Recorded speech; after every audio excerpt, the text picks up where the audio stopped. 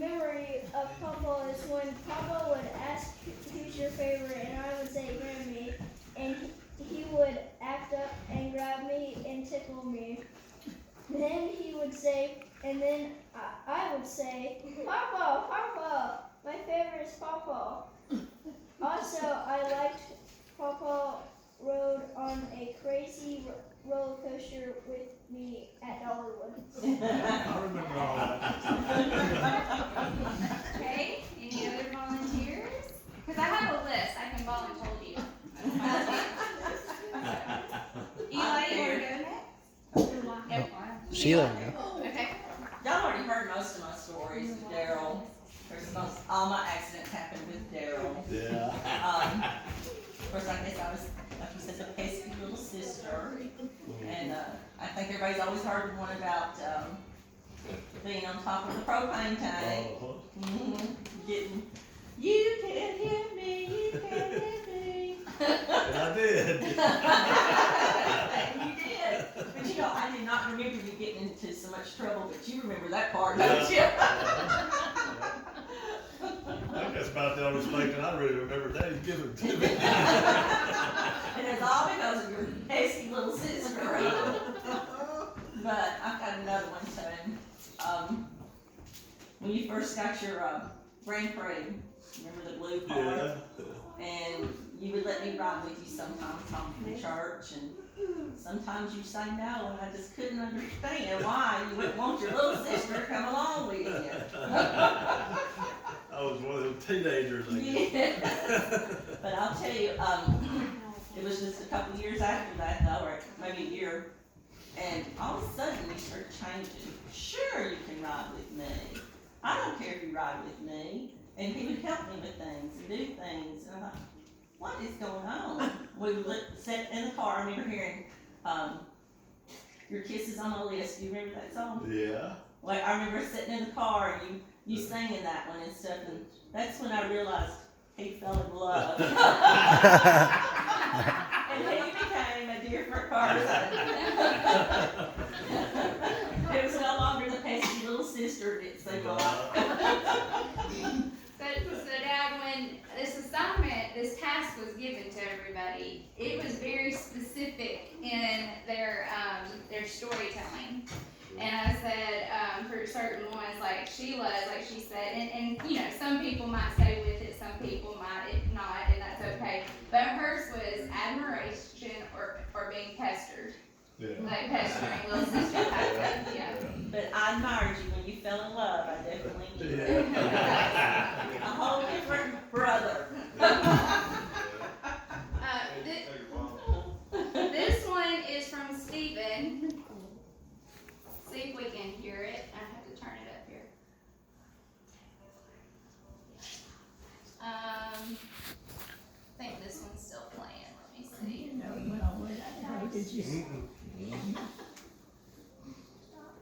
Nighttime, and Okay, here so here's the next story.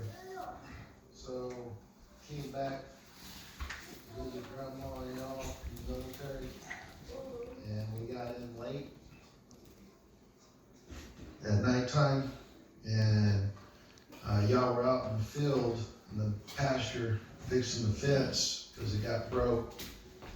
So I headed out there to meet up with y'all, and got out there and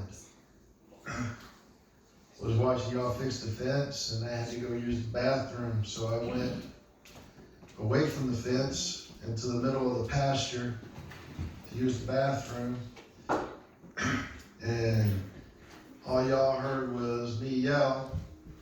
And when y'all came to investigate, I was on my knees basically saying, "That hurt." Y'all started laughing. And when I did ask me if I was all right, y'all forgot to tell me that there was y'all redid the pasture and divided the pasture in half with the electric fence. Yeah, I peed on the electric fence. I gotta get a lot of that one. But that's a good story there too. Next time, make sure you ask where the fences are, especially if you haven't been there in a while. Love you. Okay, I think this is, make sure this isn't the same one. Let's see if you remember this, Uncle Darrell. No, this is different. When I was younger, talked you into scraping out the lot on the barn, the old red one, on the left-hand side as you were heading towards the manure pond. Backed the little tractor in to scrape out the lot, and I was riding with you, and we got it stuck trying to scrape out the lot. So you went and got one of the Alice Chandler big tractors, backed it in and chained it up, got ready to pull the little tractor out, and you got the big one stuck. And then we had to go tell Grandpa because we had to use his tractor to get the other two out. And Grandpa backed up and we chained it up and pulled both of them out. And Grandpa wasn't too happy with us when we got him stuck and stuff. So that's my one little story. And happy birthday. Love you. And y'all take care. Let's see if you remember this, Uncle Darrell. Okay, it's gonna play again, so let me, there we go. Alright, Eli, you wanna do yours? Dad, do yours. Want me to do mine? Yeah, I'll video while you're doing it. Oh. That would be.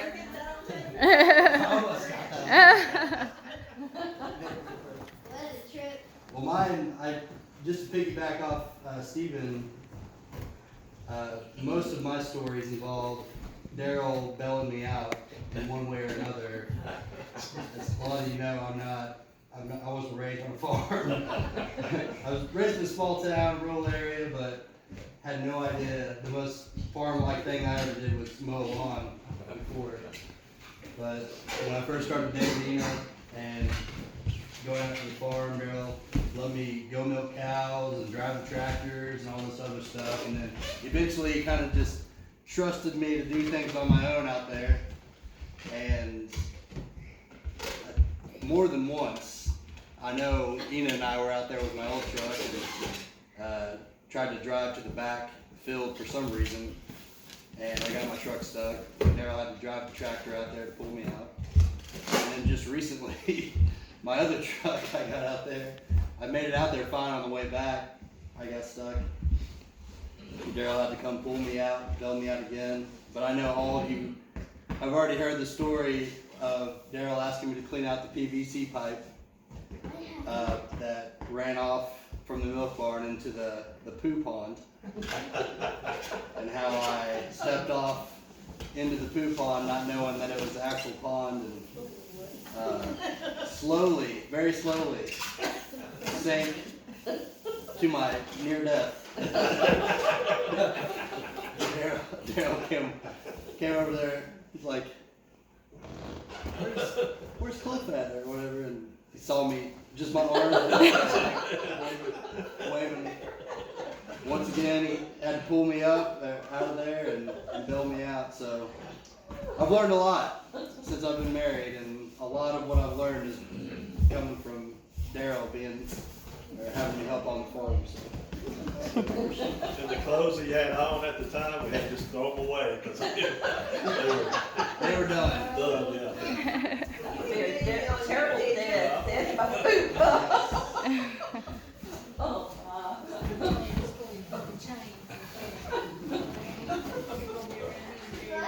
Yeah. Alright, Eli, go ahead and read yours.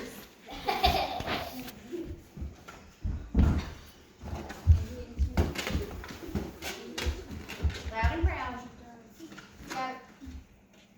My favorite memory is when all my cousins and I were on the red swing at Papa's house. Papa would push us, we would giggle and say higher and say twist us. That's all.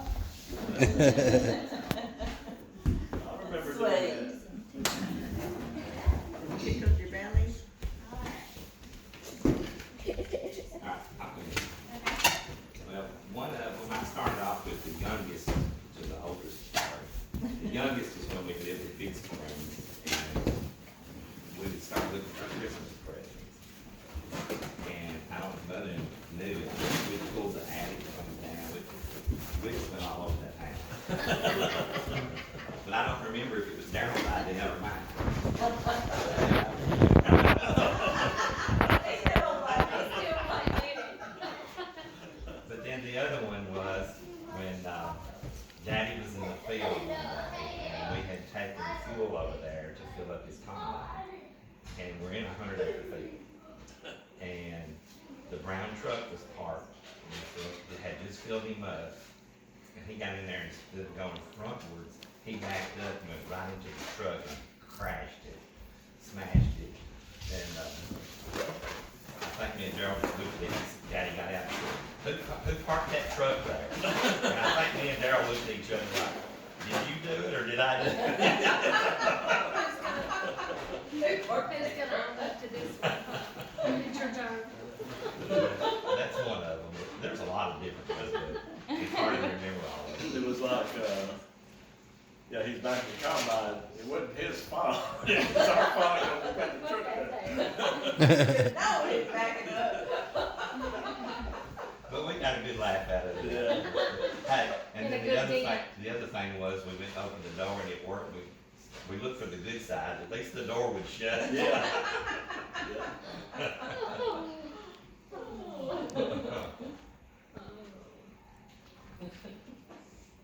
Well, Arlene sent hers.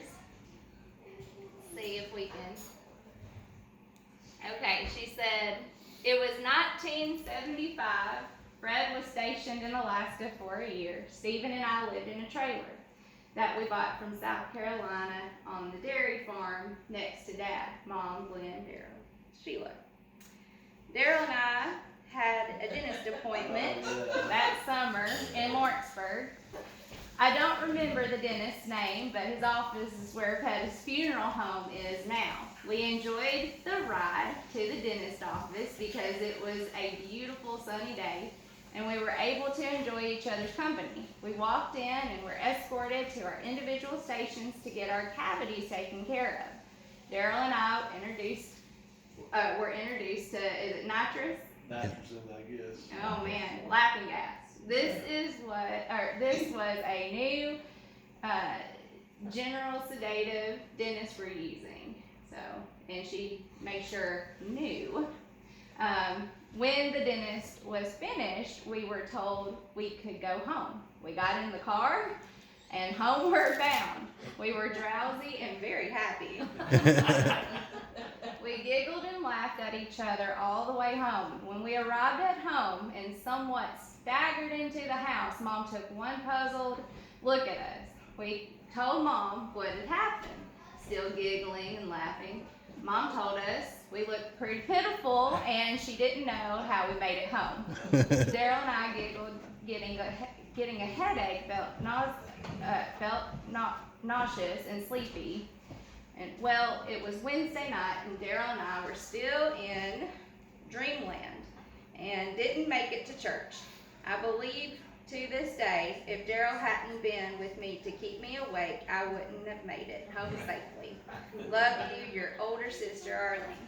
And what's funny about it, when I looked at her, you know how it is, you feel like True. yeah, you can't smile. Half of you are smiling. I look at her, she looked lopsided. She looked at me, I look lopsided. They're like each other. I don't know why that dentist let you start home like I that. don't know. It was a new thing.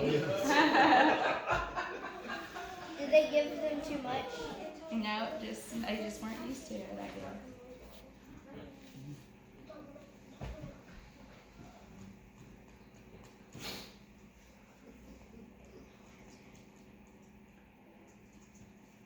Who we got next? Good thing I didn't get that out. Yeah. Anybody else wanna go? Share your story yet? I will sometime, whenever you're ready for me. All right, go for it, Mama. Well, if you can hear me, let's see, I had it in my mind. I was milking one time down at the milk barn, and Daryl and Glenn always got up early and went and fed silage of a morning. And when I went to run some cows out one time out the back, there was a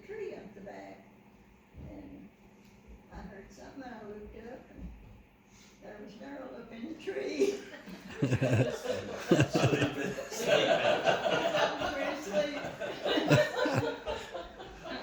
He was tired boy.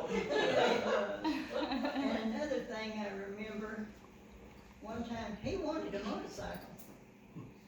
And his daddy said no. And he kept saying no. Finally, he said, well, if you can get the money, you can get one. Believe it or not, Darryl got the money.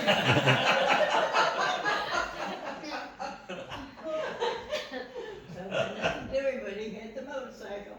Yeah, I got a loan, they didn't ask me where I worked or nothing. They gave you a loan This anyway, is didn't too good Back to be then, true. you got a loan just cause of, I guess, maybe cause who I was. I think he got the loan on his daddy's name. Right. That's what I think you were 17 years old when you got it, or Yeah, you yeah. wasn't even 18.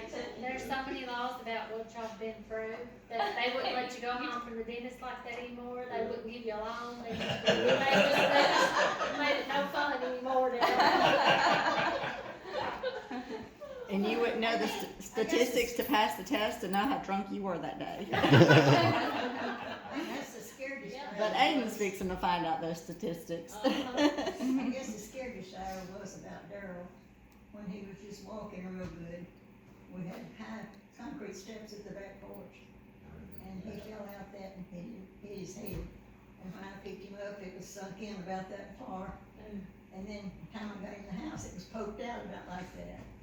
And that was the scariest hour was. That's really scary. I'm glad I don't remember that. I remember it. It was like a big He old, probably remembers it was it. like a big old purple goose egg with it on his head. Yeah, sometimes. Concussion. I never will forget when he played basketball. He never could do it right. Roy had to tell him what he done wrong. Oh, he said, why do you want to ride home with us, Darryl?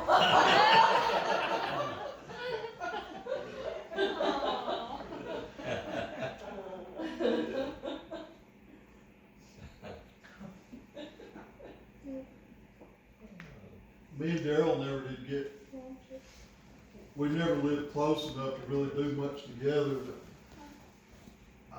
I guess just right after Sheila and I got married, we got the bright idea that we was gonna deer hunt.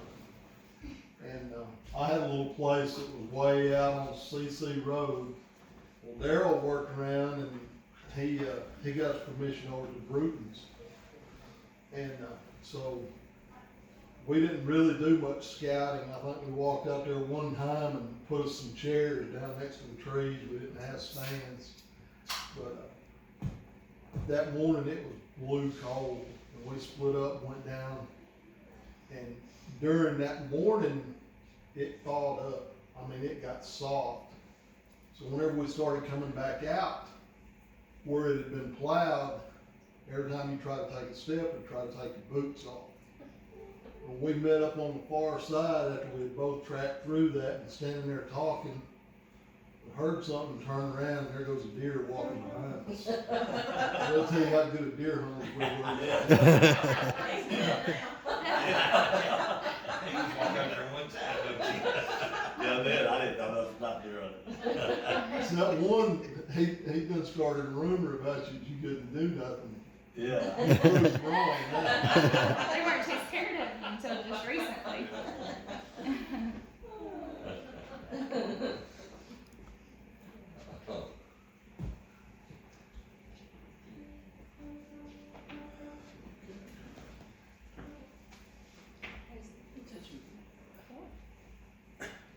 And I can remember the time when we were kids and got our trampoline, and we were so excited about our trampoline. Daryl had to start giving it a try. He'd come and jump on it.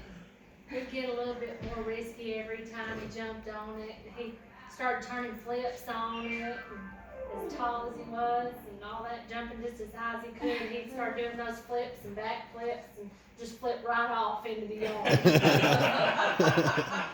My eyes were about this big. He gave us a lesson on what not to do on the trampoline. That was good. That tall. Kinda taught me a lesson, I kinda just didn't know. Kinda simmer down, but I need to make a wider trampoline. Any of them debts around. No, no. Like I said, there's been a lot changed since. A lot of safety. I was getting good on it there for a while.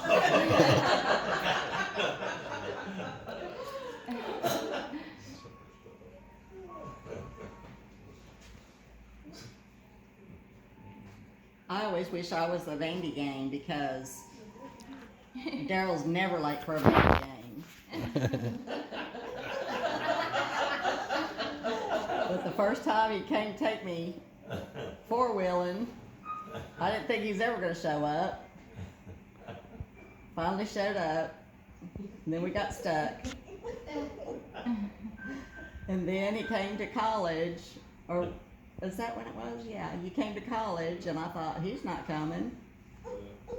He finally showed up 3 hours later. For some reason, at that age, time was of no. Evidently not to you. So I just always wished I was a Vandy game. You are a baby game.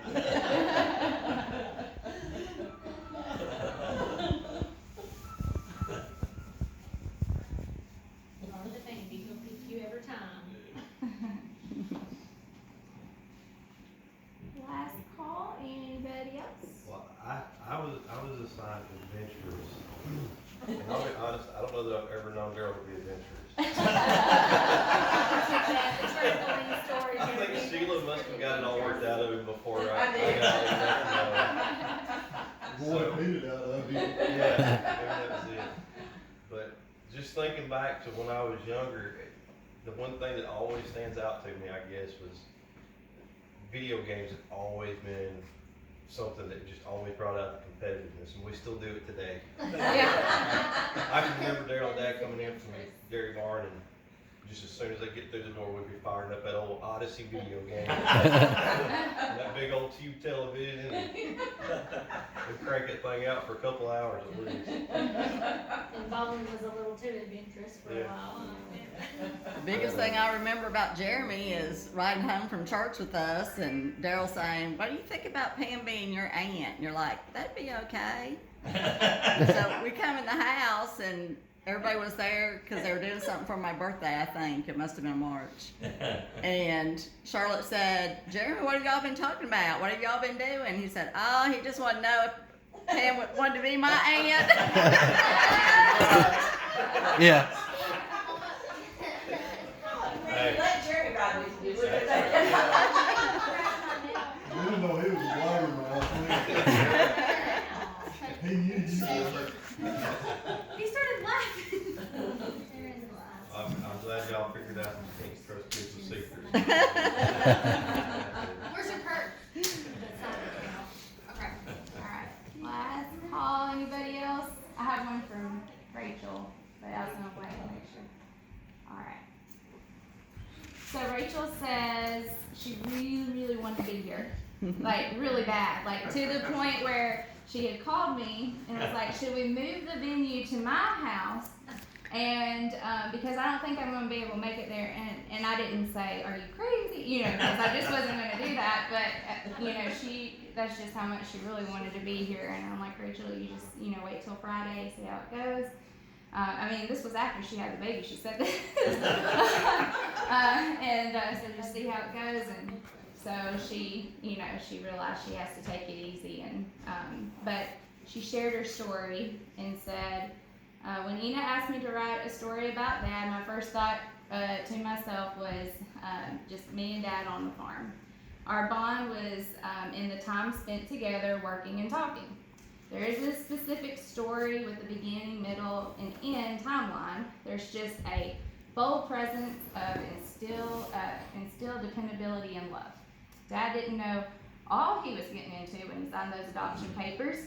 I was somewhat of a rebel. The story was always said, Dad prayed for patience and he got me. Well, I think God knew what he was doing when he put us together. There isn't a better home nor a better dad. Just recently, he stepped up to take care of me and support me during the birth of Rosalie. He checked on me every night, and he's helped me with Seth. And he also updates Ina on how I'm doing. I'm thankful my children can call him Grandpa. He is our rock and our constant. So, yeah. Okay, so I said I wasn't gonna cry. All right, so my turn. When I think of memories of Dad, I think of laughs we had together and enjoying the simplest of treasures in life.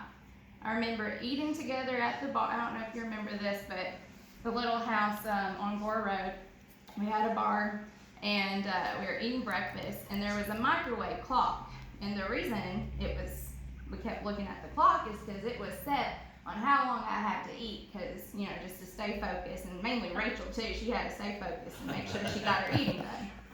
Well, Dad and I were eating one day, and so here's the microwave, and here's Dad, and I look at the clock, and then I can see him in the microwave, and so I wave at him, and he waved, and I tried to catch him. So he waved in the microwave, I could see his reflection, and we just played games, and I would try to catch him waving. And then we would laugh, and I remember when Dad showed me how to make orange juice. This was at, when I just remember being at Mama's house when he was showing me in her kitchen, the one across the street from the farm, yeah. And he'd take an orange and he'd roll it, and then kind of, just make it soften and put a hole in it and suck the juice out of it. And that's how you make orange juice. And he would soften, and I remember us looking at the night sky and talking about how awesome our God is. I remember him massaging my legs when I'd get done with ball practices and be real sore, and I just couldn't move anymore. And he like massage those muscles in my legs so that the pain wouldn't be so bad. I might have been going through like growing pains or something.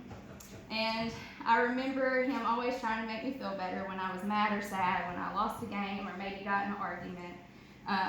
And I also remember him apologizing when sometimes he was hard on me.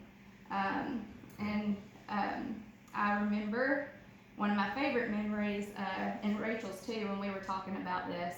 We would be in church, kind of snookering with a song. We would sing this song as I walked through the pathway of duty.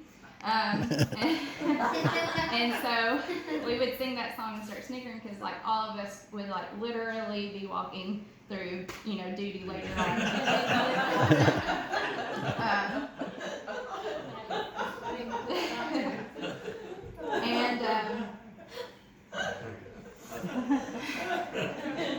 And little did you know Cliff would get to walk with you. Yeah, that's right. Thank you. I swam in it. That's different.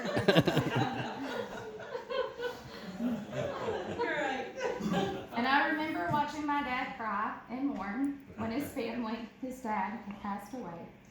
And what an amazing, beautiful moment it was when I saw everybody together, and what an amazing family, so close, so bonded. Thank you, that's helpful. And who love one another. So, as you can see, everyone has a story and a dear memory of the life that we have lived together with you. These memories and the sharing of our life teaches everyone around us. They teach us a time when life throws us adventures, a time when grace was given and received, a time of joy and laughter, a time of selflessness, a time of celebration, and a time of weeping together, and a time of love. Not everybody has these stories. And I feel such a strong empathy, and I see and experience in my career a world of broken humans. And in our own way, we're all broken, but that is also why we're so blessed to have these stories. And Dad, you are passing on the most amazing story of all, the ones written in God's Word, which is the reason we're all truly blessed, because now we don't just have this amazing family you have provided for us. We have an eternal family, a family that will be together forever. So thank you all for sharing your amazing stories and celebrating Daryl Dwayne Snyder's birthday. And the big 6-0.